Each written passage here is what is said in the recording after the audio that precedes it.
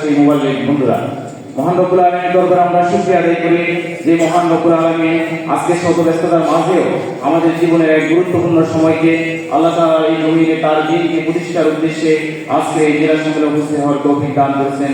এই জন্য সবাই শুকরিয়া আদায় করি আলহামদুলিল্লাহ। সাথে সাথে আমরা দরুদ পেশ করছি মুহাম্মদ সাল্লাল্লাহু আলাইহি সাল্লামের প্রতি। আজকে এই প্রোগ্রামে আমরা শ্রদ্ধার সাথে স্মরণ করছি বাংলার সেই বিপ্লবী মহাপুরুষকে, যিনি জাহিলিয়াতের বর্বরতার যুগে এই জাহিলি সমাজ পরিবর্তনের লক্ষ্যে বাংলাদেশের প্রত্যেকটি ক্যাম্পাসে একটা আদর্শবাহী ছাত্র কাফেলা তৈরির উদ্দেশ্যে ছাত্রদের হাতে অস্ত্রের বদলে কলম তুলে দেওয়ার প্রত্যয় নিয়ে 1991 সালের 23 আগস্ট ইসলামী ছাত্র আন্দোলন প্রতিষ্ঠা করে দুনিয়া থেকে পরপারে গমন করেছেন সেই মহান ব্যক্তি আল্লামা সৈয়দ ফজলুল করিম পীর সাহেব রাহিমাহুল্লাহ। আমরা দোয়া করি আল্লাহ তাআলা ওনার কবরকে জান্নাতের উচ্চ মাকাম দান করুন। আজকে এই প্রোগ্রামে আজকে যারা আমরা উন্মুক্তভাবে আমরা মন খুলে কথা বলতে পারছি, যাদের অবদানের বিনিময়, যাদের ত্যাগ এবং কোরবানির বিনিময়ে জুলাই বিপ্লবে, ছাত্র জনতার গণবিপ্লবে সেই আবু সাঈদ, মুগ্ধ, তাহমিদ সহ 2000-এর অধিক আমার প্রাণ প্রিয় শহীদ ভাইদেরকে, যাদের কোরবানির মধ্য দিয়ে আজকে আমরা এখানে উন্মুক্তভাবে দীর্ঘ 16 বছরের ফ্যাসিজমের পতনের মধ্য দিয়ে উন্মুক্ত প্রোগ্রাম করতে পেরেছি সেই সমস্ত বীর যোদ্ধাদেরকে। সাথে সাথে আমরা দোয়া করছি এখন পর্যন্ত প্রায় 23,000 ছাত্র জনতা হসপিটালের বেডে শুয়ে আছে, জীবন অতিবাহিত করছে, বন্ধুত্ব পালন করছে সেই সমস্ত যোদ্ধাদেরকে, তারাও এই আন্দোলনে অগ্রগণী ভূমিকা পালন করছে। প্রিয় শিক্ষার্থী ভাইরা, আপনারা জানেন ইসলামী ছাত্র আন্দোলন বাংলাদেশ কি এবং কেন, ইসলামী ছাত্র আন্দোলন বাংলাদেশ কেন প্রতিষ্ঠিত হয়েছে, বক্তারা আপনাদের বক্তব্যে ইতিপূর্বে আলোচনা করেছে। আপনারা জানেন আমরা এখন বাংলাদেশে যে সময় অতিক্রম করেছি, এটা একটা সময় ছিল পাকিস্তান পূর্ববর্তী সময় ছিল ব্রিটিশ। 1757 সালে মুসলমানদের সর্বশেষ নবাবী বংশের সর্বশেষ নবাব সিরাজউদ্দৌলার পতনের মধ্য দিয়ে আমরা ভারতীয় মহাদেশে ইংরেজদের শাসনের সূচনা হয়েছে। ইংরেজরা এই মহাদেশকে শাসনের নামে শোষণ করেছে। আমরা দেখেছি 190 বছর যাবৎ এই উপমহাদেশের জনগণ, এই উপমহাদেশের আপামর জনতা, বিশেষ করে হযরতে উলামায়ে কেরাম তাদের ত্যাগ এবং কোরবানির মাধ্যমে ব্রিটিশ বিরোধী আন্দোলন কিভাবে সফল করেছে। আমরা দেখেছি ব্রিটিশ শাসনের পরে পাকিস্তান সৃষ্টি হয়েছে। পাকিস্তান সৃষ্টির মধ্য দিয়েও একটা উদ্দীপনা মুসলিম আভিজাত্যকে সামনে রেখে পাকিস্তান বিভক্তি হয়েছে, সেখানে পাকিস্তান প্রতিষ্ঠিত হয়েছে। কিন্তু আমরা লক্ষ্য করেছি সময়ের পরিক্রমায় সেই পাকিস্তানিরাও আমাদের এই পূর্ব পাকিস্তানের উপর শাসনের নামে শাসন শুরু করেছে। বাঙালি জাতি তাদের সেই ঐতিহ্য, তাদের সেই স্পিরিটকে সামনে রেখে 1971 সালে তারা বাংলাদেশকে স্বাধীন করে এটা সুজলা সুফলা শস্য শ্যামলায় বাংলাদেশ স্বাধীন করেছে। আমার সেই প্রায় 30 লক্ষ মা এবং বোনদের জীবনের বিনিময়ে আমরা একটা সুন্দর বাংলাদেশ পেয়েছি। কিন্তু আমরা লক্ষ্য করেছি এই বাংলাদেশ পাওয়ার পরে আমাদের যে মৌলিক উদ্দেশ্য ছিল সাম্য, মানবিক মর্যাদা, সামাজিক ন্যায় বিচার প্রতিষ্ঠা করা, কিন্তু এটা আদৌ বাস্তবায়ন হয়নি। আজকে স্বাধীনতার 53 বছর অতিবাহিত হয়েছে, আমরা অনেক শাসন ব্যবস্থার মধ্য দিয়ে বাংলাদেশ অতিবাহিত হয়েছে। বাংলাদেশ গণতান্ত্রিক, ধর্মনিরপেক্ষতাবাদ, জাতীয়তাবাদ, মৌলিকভাবে এই মতবাদগুলা বাংলাদেশকে শাসনের নামে শোষণ করেছে। আমরা দেখি আজকে স্বাধীনতার 54 বছরেও বাংলাদেশের মানুষের কাঙ্ক্ষিত মুক্তি এখনো পর্যন্ত সম্ভব হয়নি। আজকে আপনি শীতকালে এখানে বসে আছেন, গায়ে হয়তো আমরা শীত বস্ত্র পরিধান করে আপনি যখন ঢাকায় যাবেন, কমলাপুরের সেই রেল স্টেশনে হাজারো বুনিয়াদম রাত্রের বেলায় পশু এবং পাখির সাথে ঘুমাচ্ছে। এটা কিন্তু স্বাধীনতার মূল স্বপ্ন ছিল না। আজকে অনেক মানুষ তাদের ঘরের বাহিরে থাকছে, আজকে অনেক মানুষ অনাহারে অর্ধাহারে জীবন অতিবাহিত করছে। স্বাধীনতার 54 বছরে আমরা দেখি বাংলাদেশের মধ্যে অর্থনৈতিক বৈষম্য সৃষ্টি হয়েছে। আপনারা যদি দেখেন পুঁজিবাদী শাসন ব্যবস্থার কারণে এদেশের 95% সম্পদ মাত্র 5% মানুষ ভোগ করছে, আর 5% মানুষ 95% মানুষ 5% সম্পদ ভোগ করছে। এই বৈষম্য কেন হচ্ছে? এটাই কি স্বাধীনতার স্বপ্নসার ছিল, স্বাধীনতার মৌলিক লক্ষ্য ছিল? আমরা দেখেছি যে না, বাংলাদেশের মানুষের কাঙ্ক্ষিত কোনো মুক্তি আসে নাই। তাই ইসলামী ছাত্র আন্দোলন মনে করে, ইসলামী আন্দোলন বাংলাদেশ মনে করে কাঙ্ক্ষিত মুক্তির জন্য আমাদেরকে আদর্শিক পরিবর্তন করতে হবে। আমরা জানি আপনারা আমাদের এই প্রতিবাদের মধ্যে দেখেছেন ছাত্র আন্দোলনের জেলা সম্মেলনগুলা এবং আমরা কেন্দ্রীয় সম্মেলনের প্রতিবাদ নির্ধারণ করেছি। ইনসাফ ভিত্তিক কল্যাণ রাষ্ট্র, বৈষম্য মুক্ত বাংলাদেশ নির্মাণ করতে হলে ইসলামী শাসন ব্যবস্থা বাস্তবায়ন করতে হবে, না হয় কোনোভাবে এই বৈষম্য মুক্ত বাংলাদেশ নির্মাণ করা সম্ভব নয়। আপনারা জানেন বর্তমানে এই জেনারেশন জেনজি তারা কি ভাবছে, তাদের মধ্য দিয়ে আমরা অকল্পনীয়ভাবে এই যে একটা বিজয়, 16 বছরের ফ্যাসিজমের পতন, এটাকে আমরা কেউ কল্পনা করেছি যেভাবে হয়ে যাবে? এটা কে করছে? মহান রব্বুল আলামিনের ইচ্ছায় সামান্য সংখ্যক দুর্বল শিক্ষার্থীদের মধ্য দিয়ে, যাদের কোনো বেশি শক্তি নাই, যাদের কোনো অর্থনৈতিক শক্তি নাই, শুধুমাত্র তারা অন্যায়ের বিরুদ্ধে, জুলুমের বিরুদ্ধে, অপসারণের বিরুদ্ধে রাজপথে দাঁড়িয়ে যাওয়ার কারণে এই বিপ্লব সংঘটিত হয়েছে। বাংলাদেশে অনেক রাজনৈতিক দল আমরা দেখেছি, তার পক্ষে এরকম বিপ্লব সংগঠিত করা সম্ভব না। অনেক সুশৃঙ্খল রাজনৈতিক পলিটিক্যাল পার্টি, সবার অবদান ছিল, কিন্তু কাদের মাধ্যমে এই বিপ্লব সংগঠিত হয়েছে আমাদের বুঝতে হবে।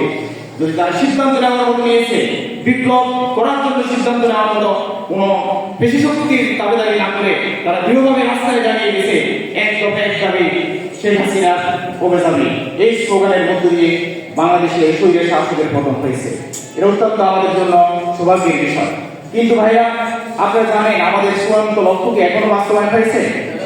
আমাদের লক্ষ্য হতে সেদিন বাস্তবায়ন হবে যেদিন বাংলাদেশে কোরআন এবং সুন্নাহর কালেমার কথা উত্তোলন হবে, যেদিন এদেশের মানুষ, খেটে খাওয়া মানুষ, সকল বনি আদম তাদের সুষম অর্থনৈতিক বন্টনের মধ্যে দিয়ে তাদের অন্ন, বস্ত্র, বাসস্থান, শিক্ষা, চিকিৎসা অধিকার বাস্তবায়িত হবে। আজকে আমরা দেখি ইউনিভার্সিটিগুলোতে, শিক্ষা প্রতিষ্ঠানগুলোতে শিক্ষার্থীদের শিক্ষার অধিকার বাস্তবায়ন হয় নাই। এখনো পর্যন্ত ব্রিটিশ পরবর্তী আমাদের সেই শিক্ষা ব্যবস্থা বাংলাদেশের মধ্যে বসে আছে। আজকে পৃথিবীর চতুর্থ শিল্প বিপ্লবের মধ্যে এগিয়ে যাচ্ছে, বাংলাদেশ এটার জন্য এখনো পর্যন্ত কোনো কার্যকরী পদক্ষেপ নিচ্ছে না।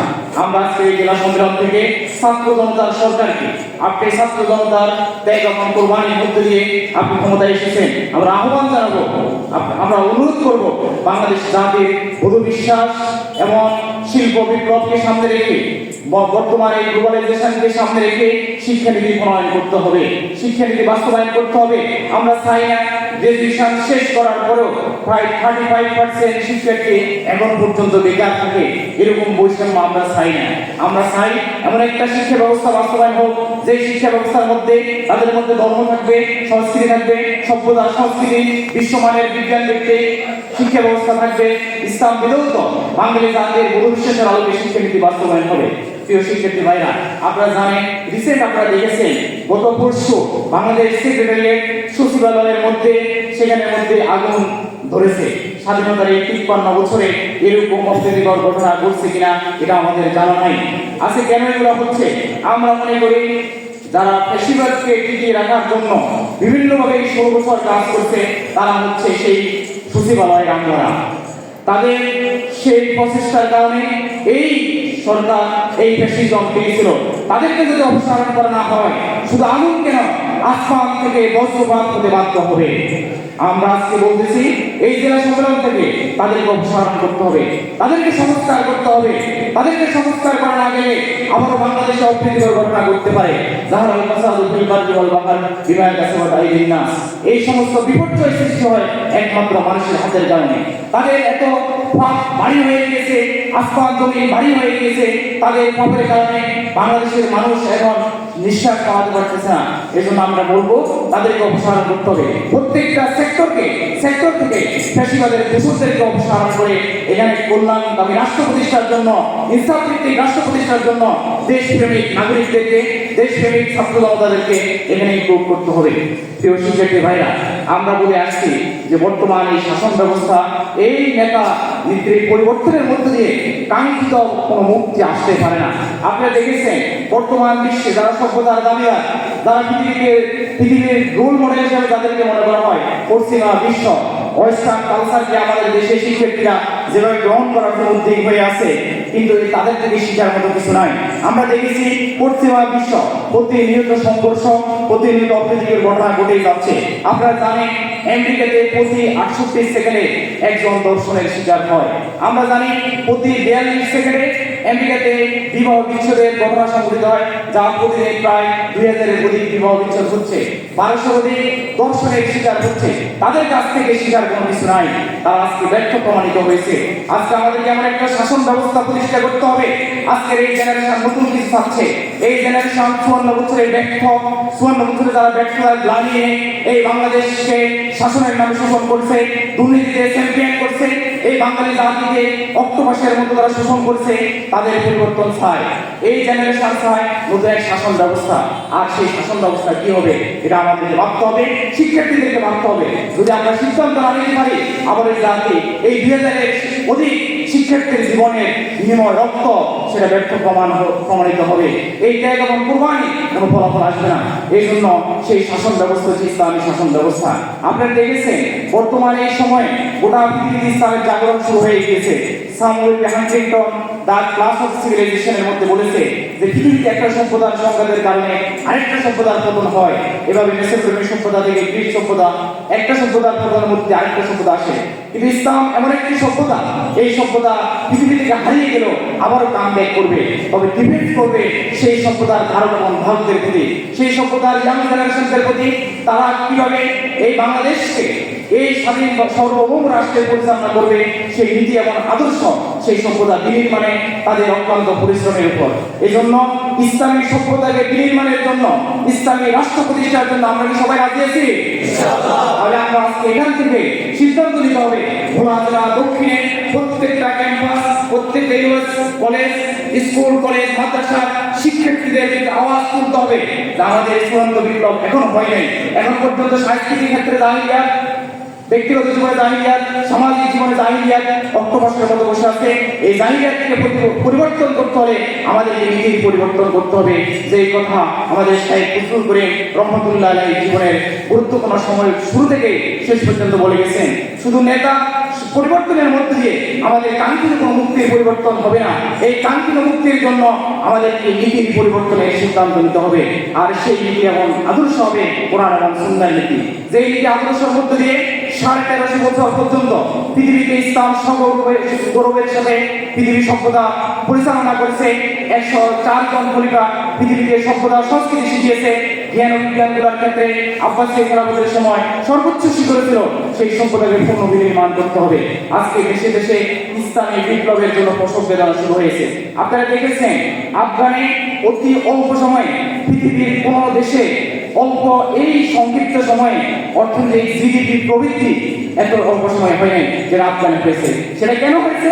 কোরআন ও সুন্নাহর নীতি আদর্শ বাস্তবায়নের জন্য আমাদের সামনে একটা দৃষ্টান্ত স্থাপন হয়েছে। আজকে 1924-এর 3 মার্চ আনুষ্ঠানিকভাবে খেলাফত প্রদান হয়েছে। আজকে প্রায় 100 বছর ধরে অতিবাহিত হয়ে যাচ্ছে। 91% মুসলমানের দেশে কেন ইসলাম প্রতিষ্ঠিত হয়? এই প্রশ্নটা আমাদেরকে তুলতে হবে। আমাদেরকে বলতে হবে যে আমরা কোনো আদর্শ চাই না, ব্যর্থ গণতন্ত্র, সমাজতন্ত্র, ধর্মের পক্ষপাত এইগুলো ব্যর্থ প্রমাণিত হয়েছে। এই আদর্শ আমরা চাই না, আমরা চাই ইসলামী সালতানাত, ইসলামী শাসন ব্যবস্থা। এটার জন্য আমরা যদি দৃঢ় সংকল্প করতে পারি, এই দক্ষিণবঙ্গে বঙ্গোপসাগরের নিকটবর্তী জেলা আপনারা যদি সিদ্ধান্ত নেন, দ্বীপ অঞ্চলের মানুষ আপনাদের এই ভোলা থেকে ইসলামী বিপ্লবের জাগরণ হবে। আগামী দিনে ভোলা জেলায় কে আসবে তোমাদের আপনাদের একই সিদ্ধান্ত নির্ধারণ করতে হবে। আপনারা দেখেছেন, আমরা বলে আসছি, আপনার 54 বছরে দেখেছি কাঙ্ক্ষিত মুক্তি না হওয়ার পেছনে মৌলিক কারণ হলো যদি তারা সরকার পরিচালনা করে, ধরেন বাংলাদেশের মধ্যে জাতীয়তাবাদী শক্তি তারা যদি 40% ভোট পায়, সেখানের মধ্যে যদি আপনার ধর্মনিরপেক্ষ শক্তি 42% ভোট পায়, দেখা যায় তারা সরকার নির্বাচিত হয়। তাহলে সেখানে কি হয়? প্রায় 58% মানুষ তাদের বিরুদ্ধে থাকে। 58% জনশক্তি কোন সরকারের বিরুদ্ধে থাকার পরেও রাষ্ট্র পরিচালনা হয় কিভাবে? এই জন্য আমরা বলে এসেছি, বাংলাদেশ জনমানুষের নেতা আল্লামা সৈয়দ ফজলুল করিম রহমাতুল্লাহ বর্তমান পেশায় করে আসতেছে পিয়ার পদ্ধতির পরিবর্তন। পিয়ার পদ্ধতির মাধ্যমে একজন হিন্দু তার অধিকার পাবে। যদি হিন্দুর 1% ভোট পায়, তাহলে সংসদে তার কতজন থাকবে? 3 জন সংসদ সদস্য থাকবে। যাদের 10% ভোট থাকবে তারা 30 জন সংসদ সদস্য সংসদে থাকবে। তাহলে সকলের সম্মিলিত প্রচেষ্টার মধ্যে দিয়ে এই রাষ্ট্র পরিচালনা হলে সেখানে আর দুর্নীতিবাদ, স্বৈরাচার শাসন প্রতিষ্ঠিত হবে না। এই পিয়ার পদ্ধতি আমরা বলে আসছি। আমরা আজকে এই সম্মেলন থেকে পিয়ার পদ্ধতি পরিবর্তনের জন্য বাংলাদেশের সকল রাজনৈতিক সংগঠনকে উদাত্ত আহ্বান জানাবো। বিশেষ করে যারা ছাত্র জনতা বিপ্লবে সরকার করতে হয়েছে তাদেরকে আহ্বান জানাবো। তাহলে আমাদের একটা সুষম কম্পন সৃষ্টি হবে। প্রিয় শিক্ষার্থী ভাইরা, আসুন, ইসলামী ছাত্র বাংলাদেশ কেন প্রতিষ্ঠিত হয়েছে? বক্তারা বক্তব্য বলেছে, ইসলামী ছাত্র বাংলাদেশ প্রতিষ্ঠার একমাত্র গুরুত্বপূর্ণ প্রেক্ষাপট হচ্ছে ব্যক্তি গঠন করা। আজকে আপনার এখানে যারা শিক্ষার্থী আছেন, আগে থেকে এখান থেকে সচিবালয় সচিব হবে, ডিসি হবে, এসপি হবে, বিভিন্ন গুরুত্বপূর্ণ সেক্টর থাকবে। এই ছাত্ররা যদি নৈতিকতা সমৃদ্ধ হয় তাহলে দেশ সুষ্ঠুভাবে পরিচালনা হবে। যেখানে থাকুক, যে সেক্টরে থাকুক, তার ভিতরে থাকবে আল্লাহর ভয়। যেটা পরিবর্তন মুসলিম বলে গেছেন, ফোরাত দেখতে যদি একটা কুকুর না খেয়ে মারা যায়, আমার ভয় হচ্ছে কিয়ামতের ময়দানে আমাদের জিজ্ঞেস করা হবে কিনা। তো সেই হিসাবে ইসলামী ছাত্র বাংলাদেশের শিক্ষা প্রতিষ্ঠানগুলোতে অস্ত্রের দমদানি যখন শুরু হয়েছে, অস্ত্রকে দুর্বৃত্ত করার জন্য, শিক্ষার্থী বান্ধব একটা পরিবেশ সৃষ্টি করার জন্য ইসলামী ছাত্র প্রতিষ্ঠা হয়েছে। ছাত্ররা মনে করে যে ক্যাম্পাসে পড়াশোনা করবে সেখানে সে পড়াশোনা করবে, সেখানে থাকবে, তাদের মধ্যে নৈতিকতা থাকবে, আড্ডা থাকবে, গল্প থাকবে, হাসি থাকবে, কিন্তু সেখানে থাকবে না মাদক, সেখানে থাকবে না অস্ত্র, সেখানে থাকবে না টেন্ডারবাজি। ইসলামী ছাত্র বাংলাদেশে এই জন্য প্রতিষ্ঠিত হয়েছে। ইসলামী ছাত্র মনে করে সাহাবীদের অনুসরণ ঈশা ছাত্র আন্দোলন, সাহাবীদের অনুসরণ ইসলামী ছাত্র আন্দোলন। এই জন্য আমাদের পথগণ পদ্ধতি হচ্ছে সাহাবীদের অনুসরণ। সাহাবীদের পথগণ পদ্ধতির মধ্য দিয়ে গোটা পৃথিবীতে ইসলাম প্রতিষ্ঠিত হয়েছে। 30 বছর খোলাফায়ে রাশিদিন পুরো পৃথিবীতে ইসলাম প্রতিষ্ঠা করেছেন, প্রায় 55 লক্ষ বর্গ কিলোমিটার মধ্যে ইসলাম প্রতিষ্ঠিত করেছেন। এই জন্য আমি আপনাদেরকে বলবো, সাহাবীদের পদ্ধতির মধ্য দিয়ে, সাহাবীদের জীবন আদর্শ প্র্যাকটিসের মধ্য দিয়ে যদি আমরা জীবন আদর্শ অতিবাহিত করতে পারি, আমরা পৃথিবীতে সোনার মানুষ হয়ে যাব, পরিবারের কাছে ভালো সন্তান হব, সমাজের কাছে ভালো নাগরিক হব। আমরা এই জন্য সাহাবীদের পথগণ পদ্ধতির মধ্য দিয়ে জীবন অতিবাহিত করব। আপনারা জানেন হযরত সাইয়েদ আমির আল-জুমাহি রাদিয়াল্লাহু তাআলা আনহু যখন হিমসের গভর্নর হিসেবে পাঠানো হয়, তখন কিছুদিন অতিবাহিত হওয়ার পর আমির আল-জুমাহিকে খলিফাতুল মুসলিমিন খোঁজখবর নেওয়ার জন্য গেলেন। সেখানে যাত্রাবিরতি করলেন, করার পর জিজ্ঞেস করলেন তোমাদের কোনো অভাব অভিযোগ আছে কিনা, তোমাদের যে গভর্নর হিসেবে নিযুক্ত করছি। লোকেরা বললেন যে আমাদের 4টা অভিযোগ আছে। 1 নম্বর অভিযোগ হচ্ছে উনি রাতের বেলা কোনো কারো কথা শোনেন না। তখন খলিফাতুল মুসলিমিন বললেন তোমাদের তো 24 আওয়ার্সের জন্য নিযুক্ত করা হয়েছে, রাতের বেলা কেন কথা শোনেন না? আমির আল-জুমাহি বললেন যে আমি দিনের বেলায় মানুষের জন্য রাখি, আর রাতের বেলা মহান রব্বুল আলামিনের সাথে আমার কানেকশন সৃষ্টি করার জন্য রাখি। এটাই হচ্ছে ইসলামী ছাত্র বাংলাদেশের আদর্শ, আমাদেরকে করতে হবে। দ্বিতীয় অভিযোগ ছিল যে সকালবেলা উনি কারো কথা সকালবেলা একটু দেরিতে আসেন। ওনাকে প্রশ্ন করা হলো আপনি একজন গভর্নর, আপনি সকালে কেন দেরিতে আসেন? আমির আল-জুমাহি বললেন এটার কারণ হচ্ছে আমি রাষ্ট্রের গভর্নর হতে পারি, আমার কোনো চাকরি নাই যা আমাদেরকে খাবার দাবার তৈরি করবে, এই জন্য আমি একটু দেরিতে আসি। আমি আমার পরিবারের জন্য রুটি খাবার দাবার তৈরি করে আসতে হবে, বলছে একটা রাষ্ট্রের গভর্নর। তৃতীয় অভিযোগ কি? তৃতীয় অভিযোগ হচ্ছে হঠাৎ করে উনি এরকম মিটিংয়ে বসা অবস্থায় চেঞ্জ হয়ে যায়। আমির আল-জুমাহিকে বললেন এটা কেন? রাষ্ট্রের সর্বোচ্চ ব্যক্তি। উনি বললেন এর কারণ হলো ইসলাম এই পর্যায়ে আসার পিছনে যাদের অত্যন্ত শ্রম এবং ঘাম ছিলেন, সেই মহান ব্যক্তি ছিলেন হযরত খুবাইব রাদিয়াল্লাহু তাআলা আনহু। যখন হযরত খুবাইবকে ছুরি চালানো হচ্ছে, আমি সেখানে ছিলাম, আমি তখন মুসলিম হই নাই। হযরত খুবাইবের উপর জীবন্ত মানুষটাকে শরীরের সামনাকে আলাদা করা হয়েছে, তাকে পাথর নিক্ষিপ্ত করা হয়েছে, তাকে বলা হয়েছে তুমি এলাই আল্লাহর বিধান থেকে সরে আসো। সে বলল যে কোনোভাবেই সেটা সম্ভব নয়। সে বলল যে আমি কাবার দিকে একটু সর্বশেষ আমার চেহারা নিয়ে আমি জীবন অতিবাহিত করতে চাই, জীবনের শেষ নিঃশ্বাস ত্যাগ করতে চাই, কাপড়া সেটা করতে দেয় নাই। সেই সময়ের কোন পরিস্থিতি আমাকে বিমোহিত করে ফেলে, আমি সেই সময়ের কথা স্মরণ করে নিজেকে স্থির রাখতে পারি না। সর্বশেষ অভিযোগ কি? সর্বশেষ অভিযোগ হচ্ছে উনি সপ্তাহে একদিন আসে না। ওনাকে কষ্ট করা হলো এটা কেন? বললো যে এটার মৌলিক কারণ হচ্ছে আমার মাত্র একটা জামা, এই জামাটা গোটা সপ্তাহ আমি পরিধান করি, যার ফলশ্রুতিতে আমি এই জামাটাকে রিফ্রেশ করার জন্য, একটু পরিষ্কার করার জন্য আমি সময় নিই, যার কারণে আসতে পারি না। অথচ একটা রাষ্ট্রের গভর্নর, ইসলামী শাসন ব্যবস্থা তো এটাই। এরকম শাসন ব্যবস্থা, এরকম রাষ্ট্রপতি, এরকম চেয়ারম্যান, মেম্বার, সংসদ সদস্য ইসলামী আন্দোলন বাংলাদেশ, ইসলামী ছাত্র আন্দোলন বাংলাদেশ নির্মাণ করতে চায়। প্রিয় শিক্ষার্থী ভাইরা, আমাদের এই পদ্ধতি, আমাদের পথ সাহাবীদের পথ, এভাবে যদি আমরা অগ্রসর হতে পারি, ইনশাআল্লাহ এই জমিনে ইসলামী বিপ্লব সংঘটিত হবে। আমরা মনে করি ইসলাম is not only religion but also complete comprehensive and dynamic scientific code of life. ইসলাম শুধু একটা ধর্মের নাম নয়, ইসলাম হচ্ছে বিজ্ঞানসম্মত সর্বজনীন একটা জীবন আদর্শের নাম, ইসলাম একটা পূর্ণাঙ্গ জীবন আদর্শের নাম। আর আমাদের নবী হচ্ছে প্রফেট মুহাম্মদ সাল্লাল্লাহু আলাইহি ওয়াসাল্লাম। মাইকেল চার্ট 100 এর মধ্যে 101 জন মনীষীর জীবনী লিখছেন, সেখানে উনি লিখছেন যে আপনারা যদি মুহাম্মদ সাল্লাল্লাহু আলাইহি ওয়াসাল্লামকে মনে করেন একজন ধর্মীয় নেতা, যে মসজিদের হুজুর, এটা বললে এরকম হবে।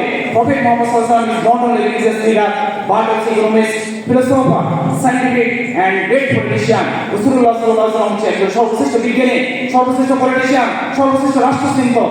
এই রাসূলের আদর্শ প্রতিষ্ঠার জন্য রাসূলের উম্মত হিসেবে আমাদের আজকে বলাজলা দক্ষিণের সংগ্রাম থেকে সিদ্ধান্ত নিতে হবে। প্রিয় শিক্ষার্থী ভাইরা, সর্বশেষ আপনাদের আহ্বান জানাবো, ছাত্র আন্দোলনে আপনারা আজকে জেলা সম্মেলনে এসেছেন, আপনারা আগে একটা সেশন এই জেলার প্রত্যেকটা অঞ্চলে দাওয়াত পৌঁছে দেবেন, প্রত্যেকটা ছাত্রের কাছে দিয়ে এই মহান কালিমাত দাওয়াত আমাদেরকে পৌঁছে দিতে হবে।